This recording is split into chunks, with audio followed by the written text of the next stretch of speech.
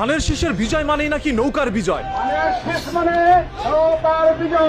বিএনপির এক নেতা বলছে তার কথা মতোই ভোট দিতে হবে ধানের শীষে। আমি সাবধান করে দিলাম, আমার কথা মতো ভোট দিতে হবে, আমার কথা মতো ভোট দেওয়ার জন্য ব্যবস্থা করতে হবে। অন্যদিকে বিএনপির আরেক নেতা বলছে আমি এখন কিছু করবো না, আমি নির্বাচনটা হয়ে যাবে তখন খেলা দেখবো। বিপক্ষের প্রার্থীর কাছ থেকে নমিনেশনটাকে ছিনতাই করে নিয়ে আসবে। এই নির্বাচনে যদি কেউ জামায়াত ইসলামকে ভোট দেয় তাহলে তার খবর করে দিবে। আমি একটা ভোট চুরি করে দাঁড়িপাল্লায় দেবো, অনুরোধ করে কই তার কি হবে এখন বলবো না, ওই দিনই বলবো তার ব্যবস্থা কি করা যাবে। বিএনপির এই নেতা বলল তার এলাকায় তিনি যেটা বলবে সেটাই আইন এবং সেটাই আল্লাহর হুকুম। আমি যা বলবো এখানে তাই আইন, আল্লাহর হুকুম। মানে আল্লাহ তাআলার সাথে তিনি নিজের তুলনা দিলেন। ভোটের আগে এগুলো বলবো। এটা তিনি আল্লাহর সাথে শিরিক করে ফেললেন। জামাতের কোন মহিলা যদি বাড়িতে যায় ঘাট ধরে তাকে বাইর করে দেবে।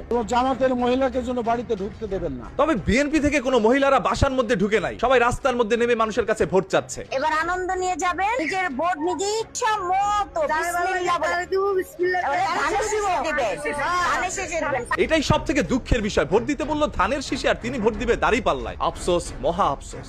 আমি আমার নেতা কর্মীদের বলতেছি, তোমাদের যার যার বাড়ির আশপাশে জামাতের লোক আছে তাদের দিকে নজর রাখো, তাদেরকে উত্তম মধ্যম দিয়ে পুলিশের হাতে উঠিয়ে দিয়ে। এইগুলো শোনার পরে মানুষের মনের মধ্যে ভয় ঢুকে যাচ্ছে বিএনপি কে ভোট দেওয়ার জন্য। বিএনপির মৃত্যু ঘন্টা বেজে গেছে, এটা আমরা আগে বলেছি, তাদের মৃত্যু ঘন্টা আরো জোরে বাজতেছে ইনশাআল্লাহ। মসজিদের মধ্যে ফজরের নামাজের সময় যেন কোনো জামায়াত ইসলামের লোক নির্বাচন নিয়ে কথা বলতে না পারে সেদিকে সতর্ক থাকার জন্য সবাইকে আহ্বান জানাচ্ছে। ফজরের নামাজ মসজিদে যান, কোন ইমাম সাহেব যেন জামাতের কথা না বলতে পারে সেই দিকে খেয়াল রাখে। আমার কাছে অন্ততপক্ষে এই আহ্বানটা ভালো লেগেছে যে মসজিদের মধ্যে ফজরের নামাজের সময় তাদেরকে বাধা দেওয়ার জন্য হইলো তার নিজের নামাজটাও আদায় হবে। ভোট নয়, মানুষ তাদেরকে জুতা দিবে। ভোট দিবে না তাদেরকে জুতা দিবে, এটা আবার কোন ধরনের কথা? বিএনপি যারা করি আমাদেরকে চাঁদাবাজ বলা হয়, চাঁদা নিয়ে আমরা। কেন বিএনপি কে তারা চাঁদাবাজি দল বলে? পুরো 1 বছর তারা চাঁদাবাজি এবং মামলা বাণিজ্য এই দুটা ছাড়া গত 1 বছরে বিএনপির ইতিহাসে আর কোনো লেখা নাই। আমাদের চাঁদাবাজ বলা উচিত না। আসলে ভাই বিএনপি কে চাঁদাবাজ বলা ঠিক না। আমরা ধানের শীষে ভোট দিলে আমরা জান্নাত পাবো,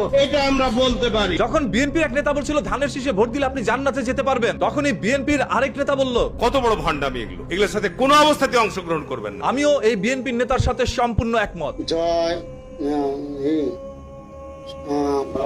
বাংলাদেশ জিন্দাবাদ। বাংলাদেশ থেকে আপনারা শেখ হাসিনাকে বিতাড়িত করেছেন, তবে শেখ হাসিনা এখন পর্যন্ত রয়েছে কিছু মানুষের অন্তরে। আমাদের প্রধানমন্ত্রী শেখ খালেদা জিয়াকে আমরা একটা ধানের শীষ মার্কায় ভোট দিয়ে জয়যুক্ত করব। একটা ধানের শীষে ভোট না দিয়ে পুরো ধানের আটি বাইদা তারপর একসাথে ভোটটা দিয়ে দিয়েন, তাহলে আপনাদের জন্য সহজ হবে। আগামী নৌকার প্রার্থী এই নেতার কথা শুনলে বোঝা যায় নৌকায় বসে তিনি ধান কাটতেন।